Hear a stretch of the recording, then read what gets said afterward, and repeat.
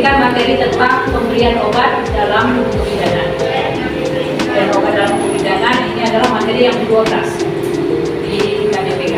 Jadi materi yang sebelumnya saya rasa anak sekalian sudah mendapatkannya.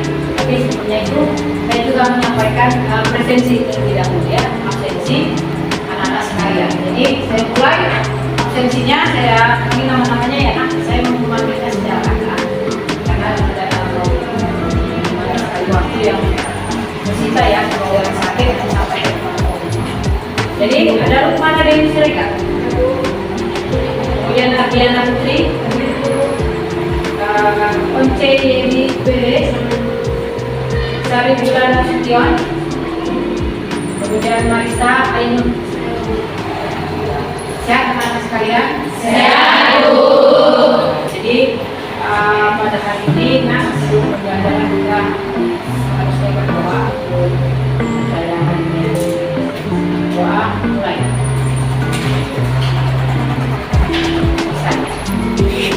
Ya, selanjutnya adalah saya sampaikan tentang pembelajaran untuk capaian pembelajaran pada hari ini. Adapun yang anak sekalian harus capai dalam hari ini adalah mampu menjelaskan pemberian obat dengan baik dan benar. Ya, mampu menjelaskan pemberian obat dengan baik dan benar. Kedua, mampu melaksanakan keterampilan dasar praktek klinik dalam pemberian obat. Masuk pada materi selanjutnya. Siapa yang tahu pengertian tentang sehat? Ada? Ada yang tahu tentang pengertian sehat?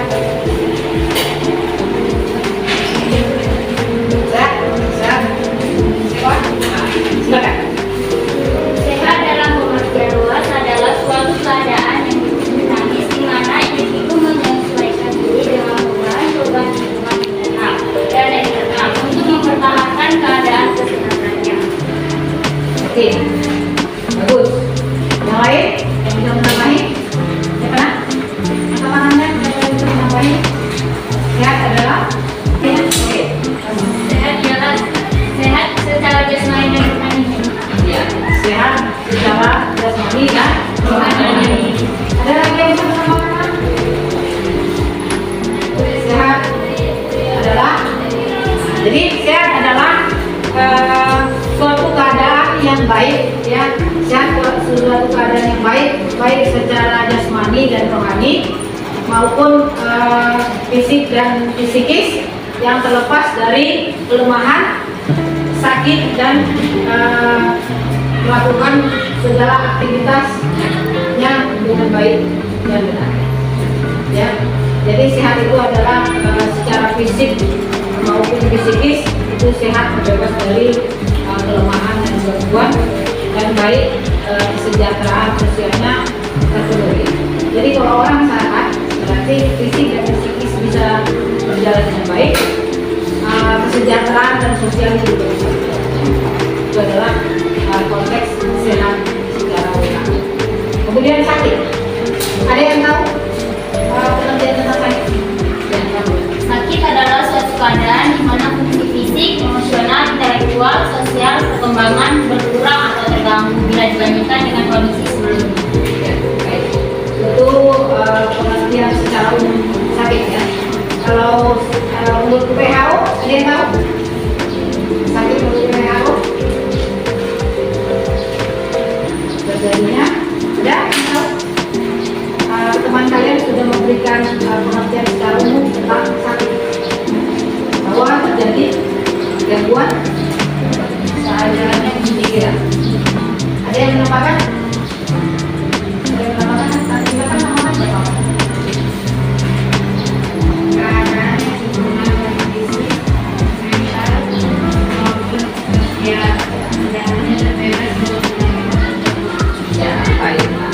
Sudah sempurna, ya. Jadi kawan kalian tadi menyampaikan bahwa sehat adalah keadaan yang baik fisik, mental, sosial itu sempurna ya, karena terlepas dari gangguan dan kelemahan. Itu adalah sakit, pengertian dari sakit. Jadi kenapa ada hubungannya dengan materi kita kali ini adalah bahwa setiap orang sehat tetap memerlukan yang namanya obat. Apalagi ya sakit. Jadi orang sehat saja memerlukan obat. Kenapa orang sehat memerlukan obat? Karena itu menjaga kesehatan. Apalagi yang sakit untuk proses penyembuhan. Oke, ya. Jadi konsep pemberian obat adalah merupakan substansi yang diberikan pada manusia dan hewan. Jadi obat adalah substansi, bahan atau produk biologi yang dibuat atau diciptakan. Itu diberikan untuk manusia maupun hewan sebagai bentuk perawatan dan pengobatan. Jadi obat itu diciptakan, memang diciptakan dalam bentuk produk ya, yang bisa dikonsumsi oleh manusia maupun organ yang lain. Untuk tujuannya adalah penyembuhan, pencegahan, kemudian kesehatan, perawatan. Nah, itu adalah beberapa kegunaan yang digunakan obat itu diciptakan adalah untuk proses penyembuhan. Jadi obat itu sendiri secara biologi dia diramu dari satu bahan atau berbagai macam bahan, disatukan dan digunakan untuk mempengaruhi ya fisikis yang mengalami patologi. Jadi dia untuk mempengaruhi fisik kita ini yang mengalami patologi. Paham maksud saya? Bahwa fisik kita sehat, ketika mengalami patologi berarti tidak sehat. Nah, jadi obat itu dimasukkan ke dalam tubuh kita untuk menyelidiki mana saja yang mengalami kerusakan, sakit atau yang lain sebagainya.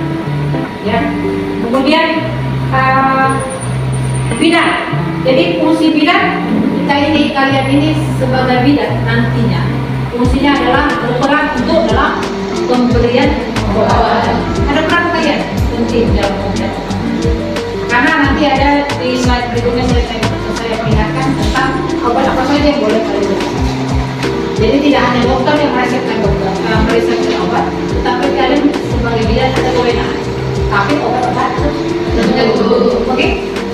Dan kemudian penyebutan penamaan obat yang tepat berdasarkan susunan zat kimia. Ya, kalau penamaan obat kita orang kesehatan tidak boleh sembarangan. Bodrek, berapa dong teman? Bodrek, berapa?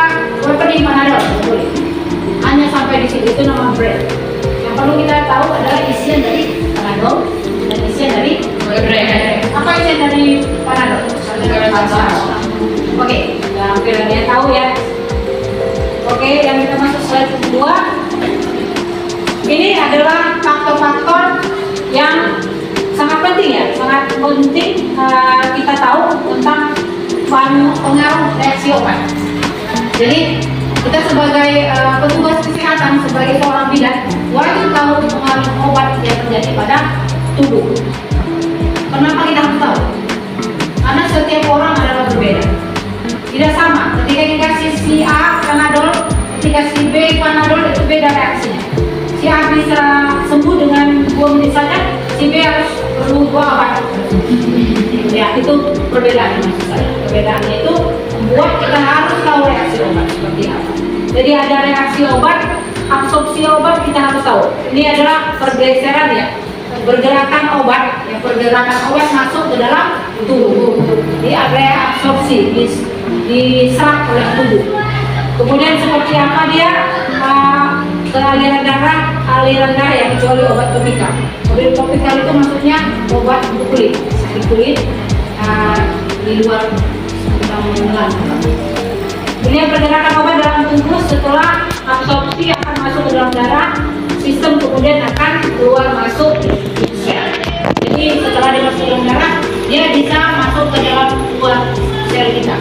Dia masuk semipermeabel, masuk dalam seluruh tubuh, bukan hanya ke aliran darah, keluar dari aliran darah itu.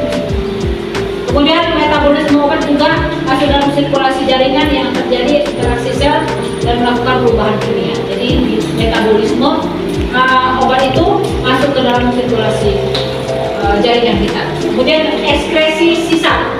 Setelah mengalami metabolisme zat, dia akan menciptakan sisa. Sisanya itu dikeluarkan melalui paru-paru dan ginjal. Itu melalui urin.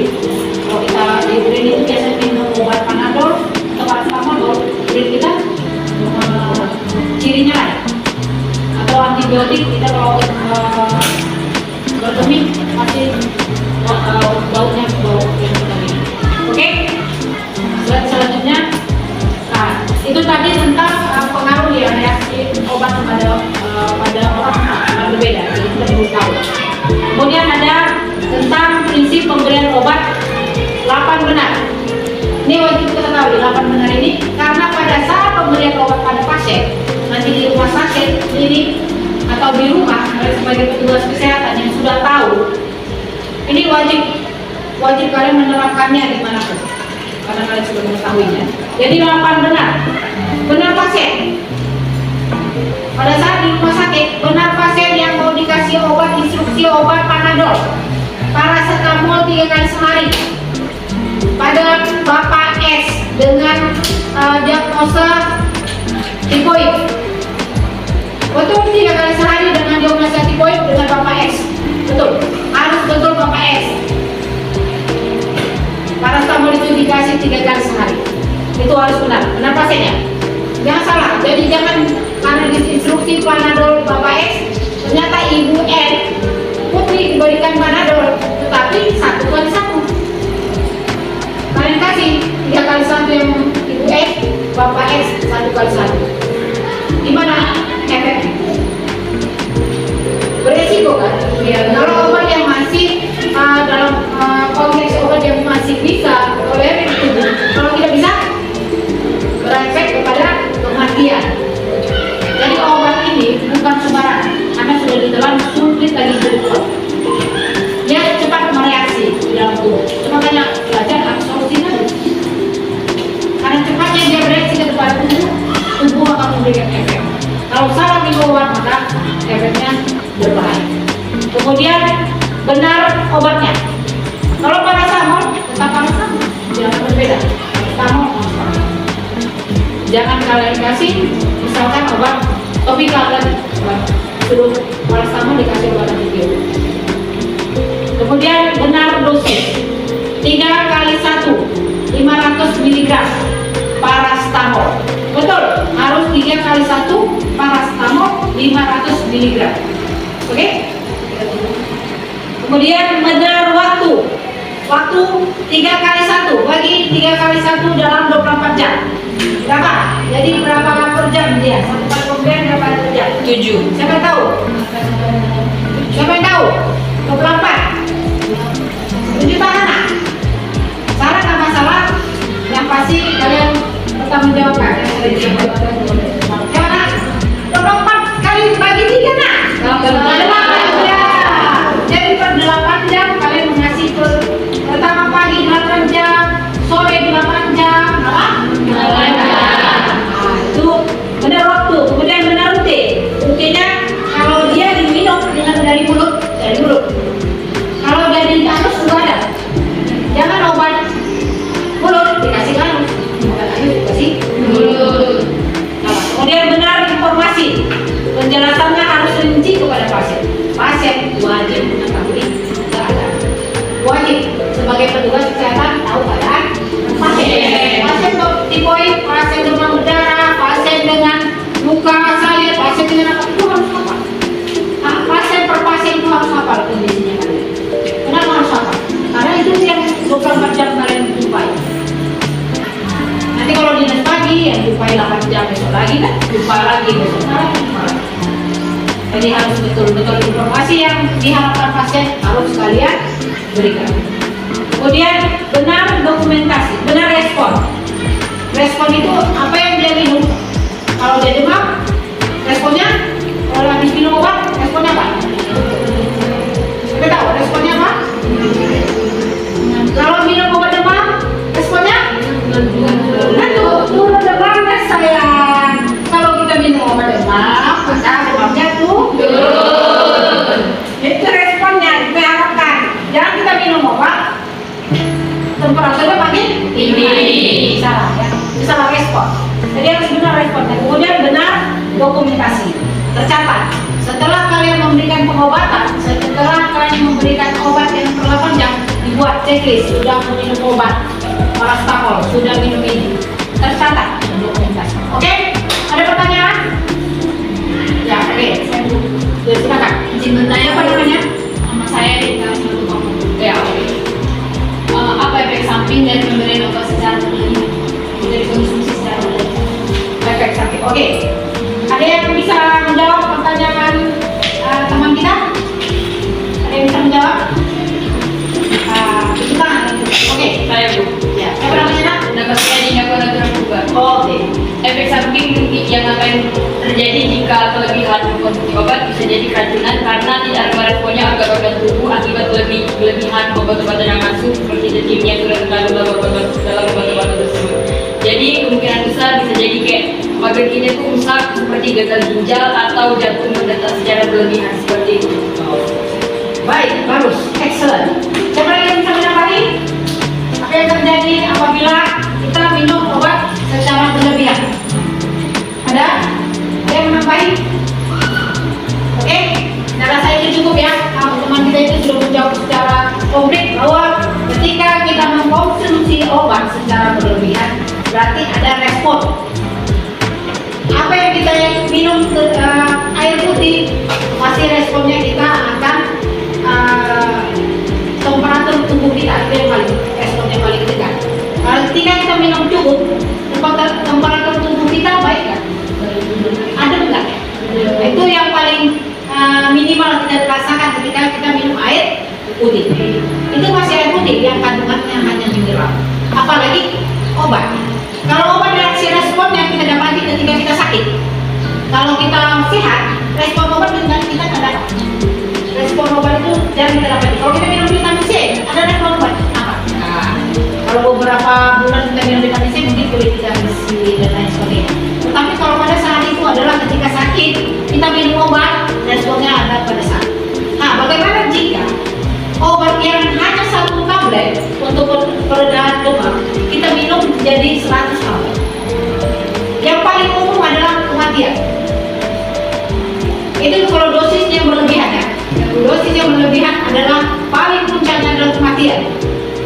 Tapi sebelum kematian itu ada beberapa hal yang bisa terjadi. Itu baik gangguan ginjal, jantung, saraf dan lain-lain di tubuh kita ini akan terjadi. Karena obat itu kandungannya kimia. Unsur kimia di dalam obat itu banyak. Jarang organik. Jadi kalau bahan kimia masuk ke dalam tubuh, apa yang terjadi? Reaksi kimia. Reaksi kimia bisa tergunakan atau bisa menjadi efek baik ketika sedikit dan sesuai takaran. Kalau berlebihan, berarti efeknya juga berlebihan. Seperti kawan yang kalian. Oke? Ada yang mau paham? Saya rasa kalian sudah memahami beberapa materi yang disampaikan pada hari ini. Mudah-mudahan materi yang saya berikan pada hari ini bisa bermanfaat bagi kalian, bagi saya dan bagi kita semua. Ya, jadi kesimpulannya ada anak-anak siapa yang menyimpulkan pembelajaran kita hari ini? Oke? Siapa namanya, Nak? Perkenalkan Bu, nama saya Rita yang Simatupang. Jadi kesimpulannya adalah baik kita untuk tenaga medis harus memberikan obat kepada pasien dengan baik dan benar untuk menjaga keamanan dan kesehatan pasien serta untuk menjamin kesehatan pasien lebih maksimal ke depannya. Terima kasih. Baik, good, excellent. Jadi kesimpulan kita satukan kesimpulan dari teman-teman kalian tadi bahwa dalam pemberian obat kita wajib mengetahui aturan dan tata cara yang benar dalam pemberian.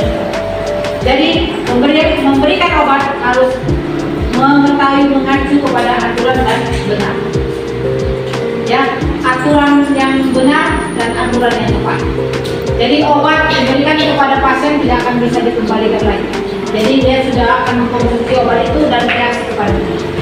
Itu untuk mencegahnya kita dalam pemberian obat harus mengikuti aturan yang benar dan aturan yang tepat yang bisa membuat si pasien lebih baik nanti, penyembuhan lebih maksimal.